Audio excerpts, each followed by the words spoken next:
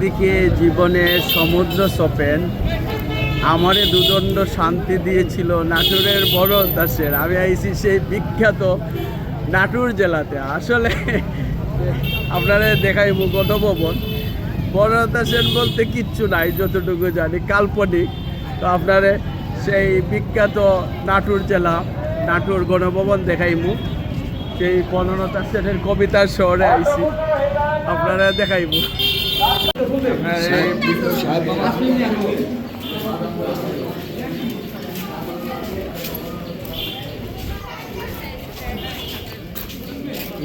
এগুলো হইল অনদারা, ওইগুলো হইল মেইন তারার ফটো কাটিছে। এগুলো বাড়ির যেটা তারার ভিতরে বাড়ির যাতে কেউ ঢুকতে পারে না, এর লাগে তাই যে খাল খনন করে দিচ্ছে চতুর্দিকে।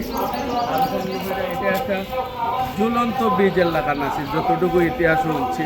ব্রিজটা আবার তারা বাড়াই গেলে আটাই লিতা, আবার আইলে এগুলো ফালাই দেবো হয়তো, যাতে মানুষ ঢুকতে পারে না। প্রায় 40 একর জায়গা দিয়ে চতুর্দিকে খাল খনন করা হয়ে গেছে।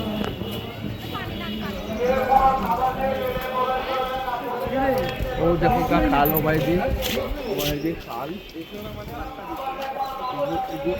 পরবর্তীতে এগুলো রাস্তা পরে হয়েছে। মূলত এনে একটা ছোট কাঠের ব্রিজ আছে, বহু থাকে এগুলো।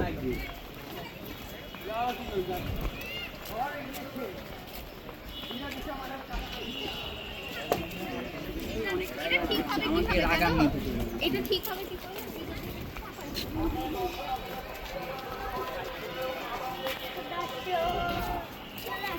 করে ওইল উত্তরা গণভবন, আপনারা দেখাইলাম।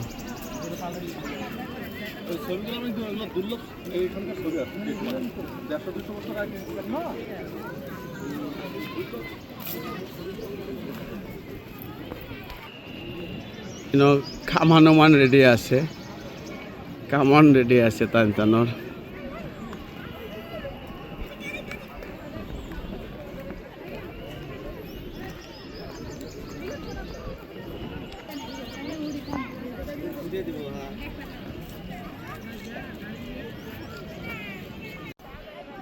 ভিতরের যে মেন স্থাপনা ধরার বিল্ডিং খুব সুন্দর, উত্তরবঙ্গর যেটা উত্তরা গণভবন হয়। এটা মাঠ, সবুজ মাঠ, গার্ডেন আছে, আম বাগান আছে এদিকে, বড় বড় আম বাগান।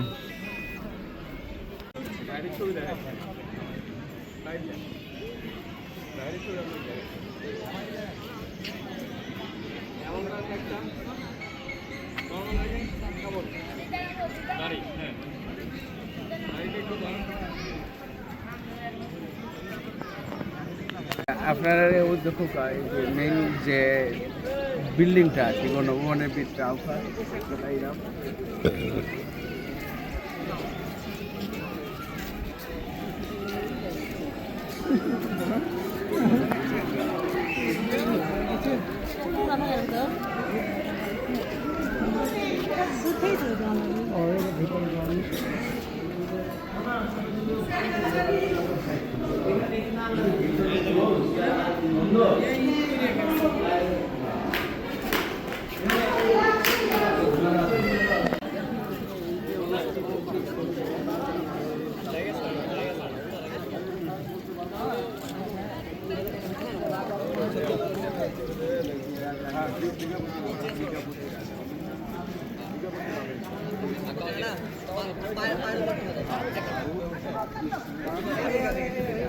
এটা বাংলাদেশ না, এটাও তো পাকিস্তানি, মানে এটা পুরাটাই ভারতবর্ষ।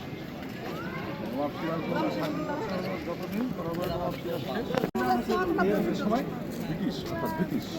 ব্রিটিশের সময় আপনাদের জমিদার করে দিয়েছে। পরে এই রাজ্য পাইছে। হ্যাঁ,